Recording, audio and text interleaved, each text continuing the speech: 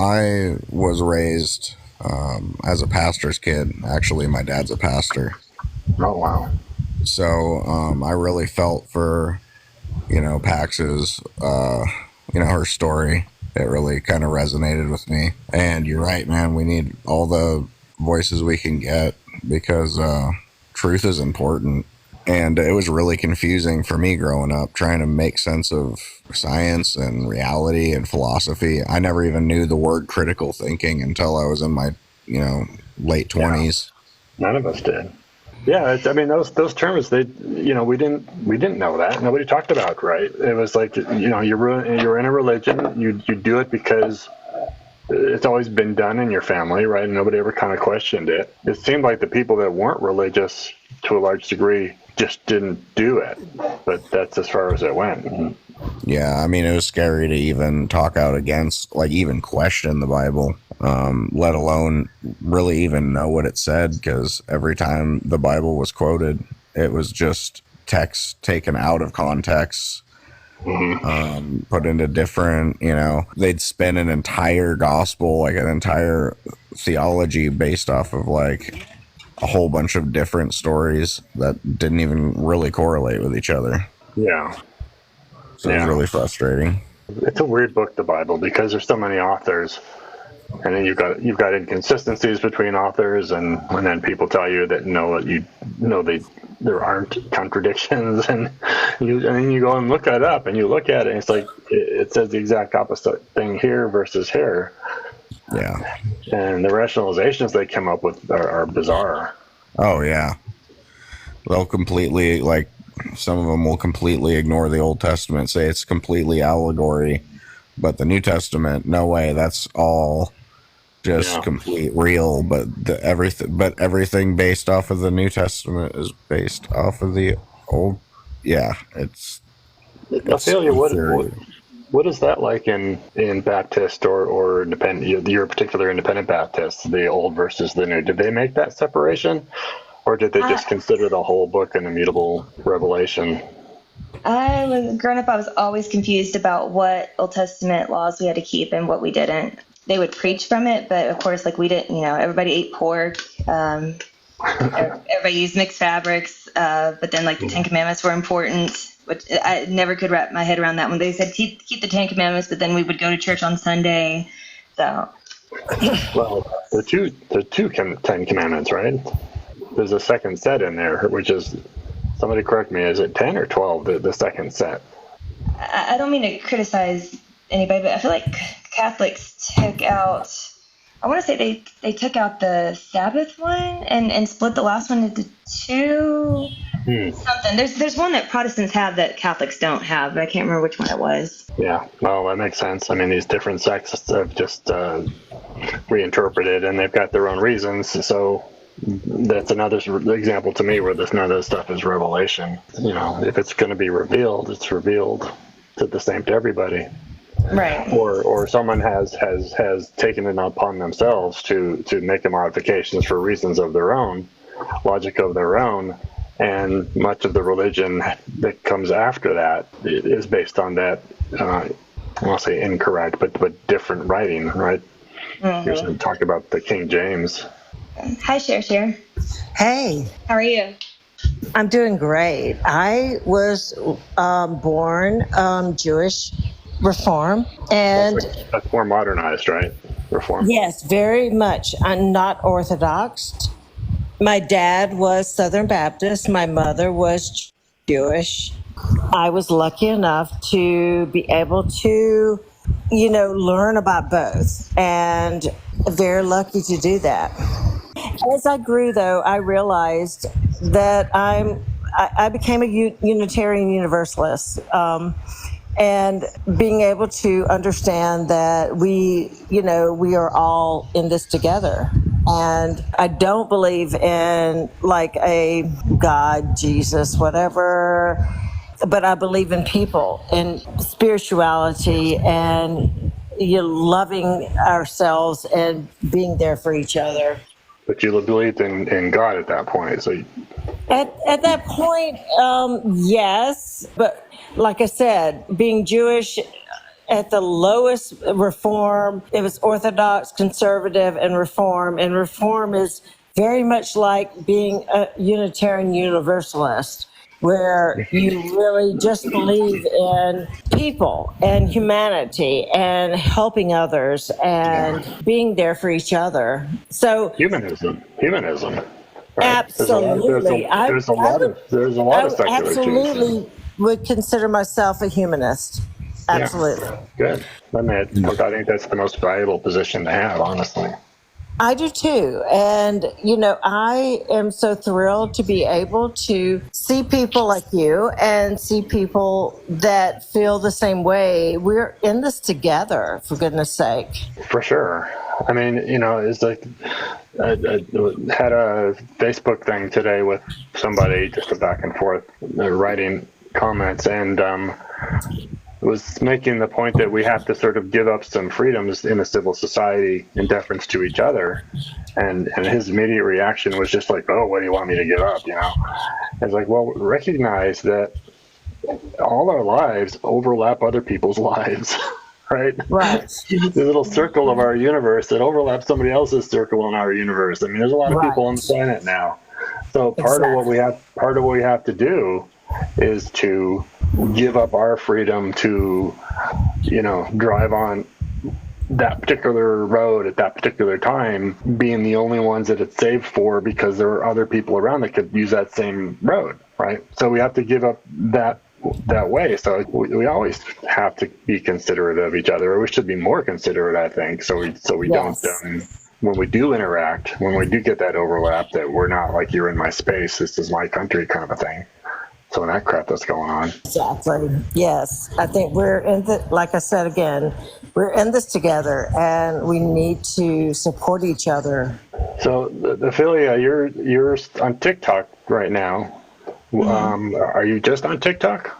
Yeah. Yes. Well, before I ask what your plans are, tell people what you've been doing so far, what kind of content that you've got up there right now.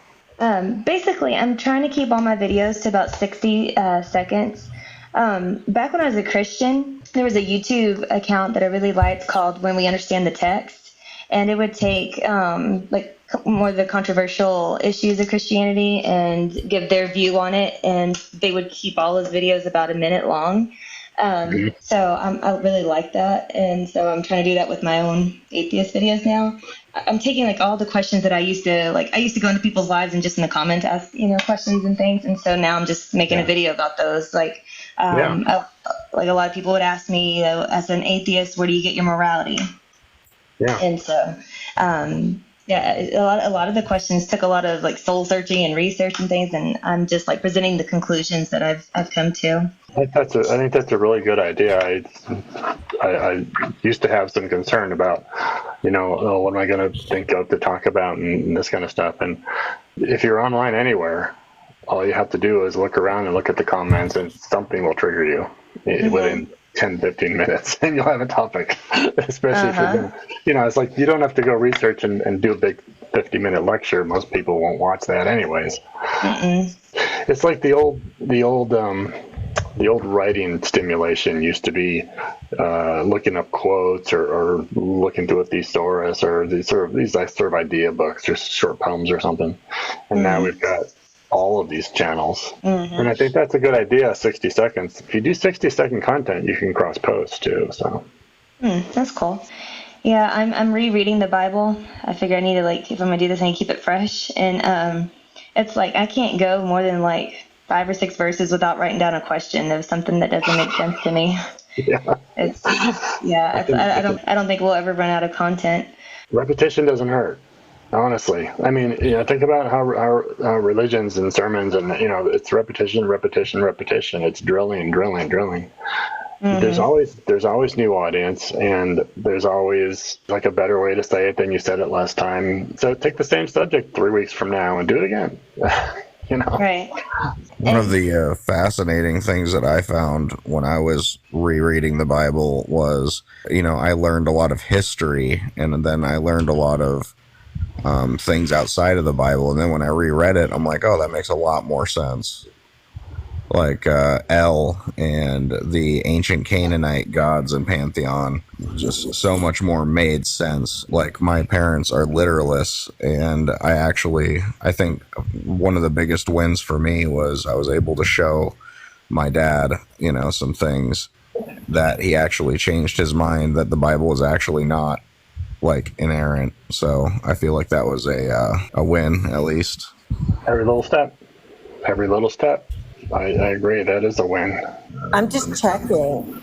Where is everyone? I don't know. I'm new to all this. I'm near Los Angeles. I'm in Texas. I'm in Nebraska. Oh my God. I'm in frickin' South Carolina. Pray for me. Even though, don't pray for me because I don't believe in prayer, but just saying. Yeah, it's a tough one. It's a tough one. I'm not kidding. Yeah. Help me. I was with I worked with Skeptic Haven. And by the way, if you guys don't know Skeptic Haven on YouTube, and mostly on YouTube, check them out too, for about a year and a half. And they've got one of their people, her name is Sunny, who lives in North Carolina. So she's got the same thing. I was like, I'm surrounded by them, Yes. And it's tough because at that point, as much as we want to be out, because it helps for other people to see, I still sometimes wear a t-shirt. It's not difficult in Southern California. It's not the right time and place for everybody. You might lose your job and stuff like this, and certainly places like in the Bible Belt, it's something to be considered. It's very scary in South Carolina. Tell me about it. Why? I live in Greenville, South Carolina, and if I wear a t-shirt that says what I feel about being a Democrat and being, everything that, we need to do in our lives. And I can get pulled over. I can get yelled at.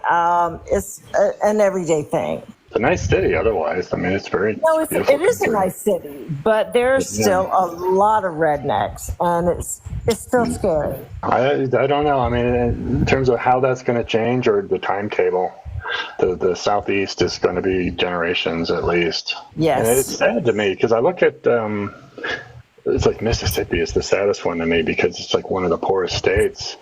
And then they turn down federal money for health care and things like this. And it's just like, what are you thinking? You're hurting yourself. Exactly. And both of my children are LGBTQ plus. They both left South Carolina. They were like, we can't be here. Yeah. And it hurts my heart. That is sad. Yeah. I can't blame them. I mean, it's like walking around with look over your shoulder. In 2024, what the hell's going on here? Absolutely. At my age, I'm like 66, and I thought, what the frick? This is what we're going through. I never thought I would be doing this again. Yeah, again. And I was protesting in the 70s, and now I'm having to do it again. Civil rights and all. I don't want to say we solved because we didn't, obviously. Right. But geez, we're gonna have to debate again about whether or not birth control is legal. Right. Seriously? Right. It is coming. It depending on who wins the selection. I agree. Oh my gosh. It is coming. You read the platform or read the Project 2025 stuff and no one would have thought this possible 15 years ago. I did not. That's bizarre. Hi, Cameron, if you're still here. So you said, why do atheists debate religion? It's different for everybody. I think a big reason for most people, though, is that, we share a country. And if religion was something that Christians could keep to themselves, and you can't because Jesus said to go and preach the gospel to every creature, then it wouldn't be an issue, but you can't keep it to yourself, and it affects how you vote. And so essentially your faith affects my life. And so that's why we're doing this. I think I can't speak for everybody, but I would think that's the general reason that people do it. What do y'all think? Yeah, here. I think, religion played a big role, and there was a lot of confusion when I was going through high school. I was just like, well, what's the point of learning any of this stuff if going to heaven's the only thing that really matters? Like, And what's the point? if it only matters by grace, also, right? It just feels like it's a lazy way to to have all the answers, and there you go, and then you don't really have to question a whole lot. And it's just, I don't feel like that's the mentality we should be giving our young children. Yeah. Absolutely. For me, same reason that you verbalized, Ophelia, but for me, additionally, it's about truth. I'm really bothered by the idea that in modern times, and I'm talking about when I grew up, which is, I don't know, in the college years, like the 80s kind of a thing, where, we learn new things in science, and here, about 10 years after that, things seem to be going backwards. So the idea that people don't believe in evolution and flat Earth is just a more extreme thing, but the evolution one especially just really annoys me.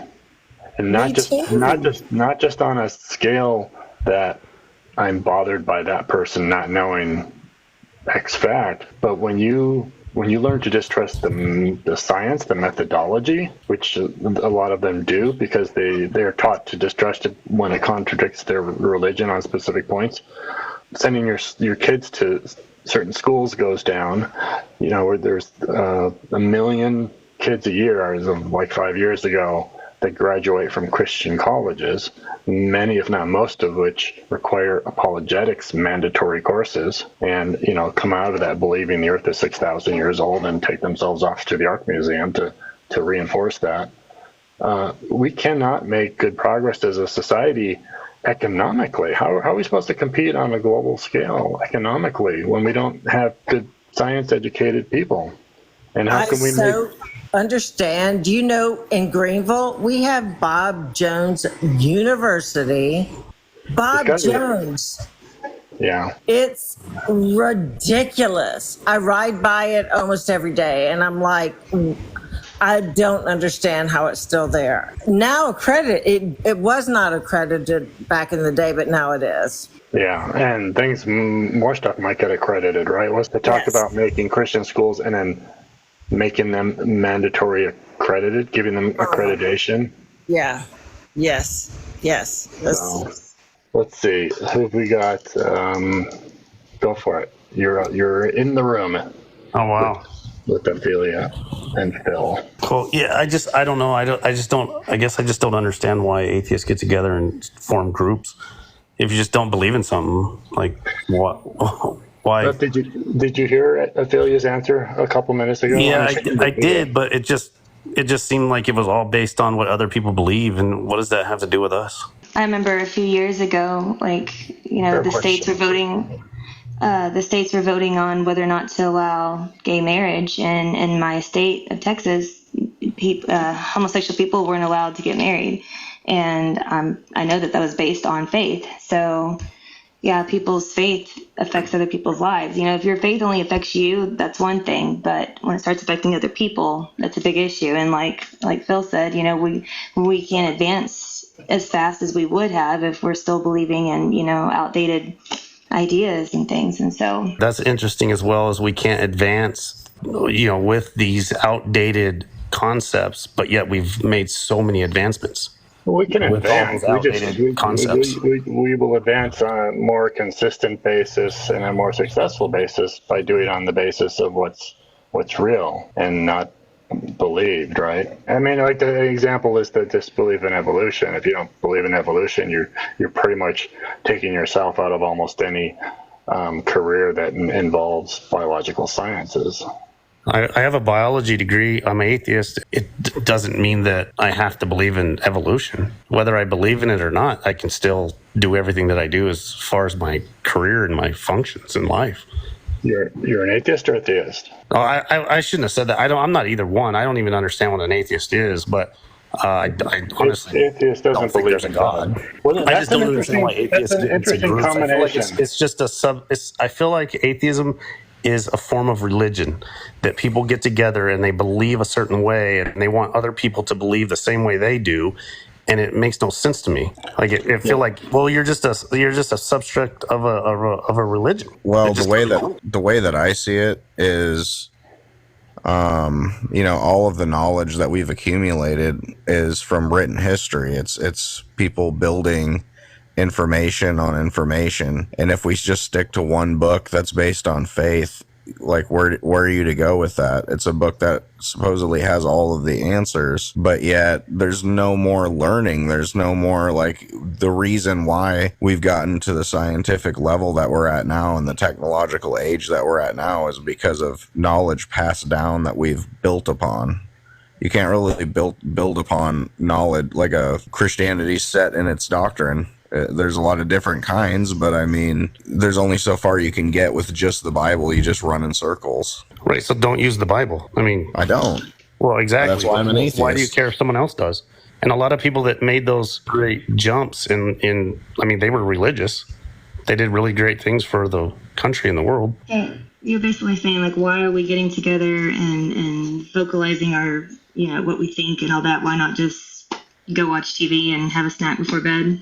I mean, I see why we get together is the sense of, like, companionship and understanding and all of that, and like minds like to be together. I just don't understand why atheists like have to push their agenda essentially exactly like religious people do. It's not necessarily agenda for me. For me, it's I grew up in the church and I didn't understand the Bible.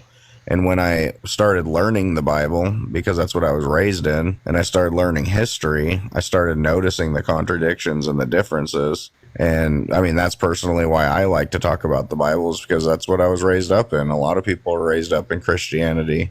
It's not something that's just like completely foreign to us. It's a Christian country. Yeah, and it's not an atheist agenda. Atheism is only the disbelief, and that's it. But it's pushed. It's pushed, and it's passionate. Let me just finish the sentence. My bad. The agenda comes from the choice to be humanist. But yeah, it's those two things. And what Ophelia said about when religion imposes itself by legislating things. It's been a little while now, but there used to be the teach the controversy thing in school, where they wanted schools to teach creation science as well as evolution, and that only comes from promoting religion. So we have to have some separation here to keep religion separate, and then that helps the religion. Again, pluralistic country. We have to allow each other to the degree that false beliefs don't do others harm, and many times they do, especially in the LGBT community. So that's the agenda. Is to try to get people to stop believing and to be a non-believer, so that we don't have to have policies that are based on religion. Again, to me, atheism comports with reality. So that's why I would agree with that 100%. That's why I don't see it as an agenda to teach atheism. I mean, if you teach something, if somebody teaches something that is incorrect and causes their kids to then be limited in future job hunting, whatever, then we would like to, I don't want to say interrupt that necessarily, because we have a freedom of speech in this country and freedom of practice of religion, but we would like to minimize that if we could. I think atheism is a product of actually researching the Bible and history and science. I don't think it's an agenda to become an atheist. I just think once you learn the truth about the Bible, once you learn the history behind where Yahweh came from, and once you learn the history of the wars and you dig into the morality of God, like, is it really moral for God to have once told the Israelites to own slaves and to stone a woman who is, doesn't bleed on her wedding night? And just there's so many things once you actually dig into it. And then that's not even including science. Once you start learning the things that scientists have learned, you just start to come to a different understanding. And that's why I'm an atheist. It's not because somebody was trying to convince me that I should just be an atheist. People were just giving me information, and I came to that conclusion on my own. Exactly. Yeah, atheism is a conclusion. It is not, it is not an indoctrination. You can't be indoctrinated. If something is true, that's not indoctrination, that's education. I feel like that's an opinion, and I agree with you guys 100%. It is. It is. I think it's correct, but that's an opinion. I mean, you then can get into the debate about who knows what's true kind of stuff. Exactly. But yeah, I mean, what does indoctrination mean to you that's different from education? How do those two differ? I don't think it's wrong. I think that your thought process and my thought process align, but that's just because we think that way. I don't think if my wife was super religious, it wouldn't bother me. You know what I mean? She's not, but if she was, I would marry a Christian or a Muslim or a Buddhist or something if I was in love with her. Well, it depends on how extreme she is. I mean, and what she wants you to do. I mean, what she wants to do to her kids. Does she want to mandate circumcision in boys? Does she want to not expose her children to the idea that LGBT people exist or that it's a personal choice? Right. I think those are beliefs and thoughts, and I think that that's back to morality in general and just being a good person, right? No. I'm talking about factual things that are correct or incorrect. Morality is a whole different subject because morality is a system of values, and values are entirely debatable, right? Like how much is a painting worth, right? It's a debatable thing. Well, how you feel about somebody is debatable as well. Yes, that's why that particular thing is not a factual thing. I'm saying there are factual things that I would like to see taught that religion can at times direct people to not teach. Gotcha. It's just this giant shadow, like evolution being true, or they think it's false and stuff like that, or that the Earth is flat or 6,000 years old. Yeah, I in school I had a friend that lived with us actually, and he was a big time Christian, and he actually became a flat earther because of what it said in the Bible. His convictions about the Bible led him to believe the Earth was flat, and it's so sad for me knowing that the Earth is not flat, and they get such a confirmation bias that they just refuse. They get this sunk cost fallacy where no matter what you try to tell them, they just double down and they fall further and further down the rabbit hole, and then they start falling for conspiracies. Because when you're not following Occam's razor and you're going to the complete opposite end of possibilities versus realities, it's like you believe in magical thinking and anything's possible at that point, and then the critical thinking just goes right out the fucking window. Explain sunk cost fallacy for those who don't know it. Sunk cost fallacy, I believe, is when you put so much work and so much effort into a belief system. Like, say you Christian for 25 years, you became a pastor, you put all of your passion into it, your love. And then if anybody, doesn't matter what anybody says to you, you could come to the conclusion that the Earth is flat. And then somebody's like, brings you up in a spaceship. Someone brings you up in a spaceship and shows you the round Earth. And you've dedicated so much time and energy to your belief that the Earth is flat that you're just like, no, this is a computer screen. This is you're faking it. Like, no matter what you do, they will not believe it. Because I think the ultimate sunk cost fallacy I always think of is Scientology, because you just spent $100,000 on your classes. Exactly. So especially celebrities, who's like, are you really going to admit you were wrong about that stuff? No. And that's exactly what I think Jesus's followers did. The 12 disciples, I think me personally, I know there's people that are mythicists and they believe Jesus never existed, but I believe he was a real person at least. And if you were one of his followers and you gave up absolutely everything, you sold your home, you left your wife, you left your kids to follow this beggar in the streets, you gave up everything because he told you to, be the meek will inherit the earth. And he's telling you these things. And then he says he's going to be the Messiah. And then he dies. What do? You double down and you come up with stories as to why that didn't happen and why he really was the Messiah. I think that's how Christianity began. And that sounds like such a expected thing. I mean, this is great buildup of the Messiah's coming, he's going to save us, and then he just gets killed by the Romans. I mean, and it's like it's that it. Yeah, they even wrote stories about the dead coming back to life after that Yeah. to try to show that when the Son of Man comes, the dead are going to walk the earth and be judged. And then they had to write out it later documents that, oh yeah, the dead came back to life. They were kind of sleepwalking, and then they all died again, waiting for the Messiah to return again. Cameron, you said, it feels like we're pushing this. And I guess in a way, I see why it seems like that. I would say, though, that we're pushing back. Like, I used to knock on people's doors and present the gospel. And so I'm kind of like doing the same thing now, but the opposite way. And so I'm kind of like, in a way, I'm kind of like trying to undo what I've done in the past. I used to indoctrinate children in a Sunday school class, and that really bothers me. And so that's scary. I mean, I honestly don't think it should bother you. I think it's learning. That's part of the process of you maturing and getting knowledge and learning your way. And those children probably did the same thing. I was in a Sunday school. I was raised Catholic. I went to church. I was probably like that little kid that did everything right because of God, right? And then you guys, you grow up and you're like, oh, this is a bunch of BS. Like, this can't be true, But I don't care if my buddies all believe, and I don't honestly care if my family does. I mean, I still go to eat, Christmas dinner with them or whatever. So I don't know. I don't even consider myself an atheist just because I don't want to be a part of a group like that. You know what I mean? And I guess I just don't understand the atheist group either. So that's probably why.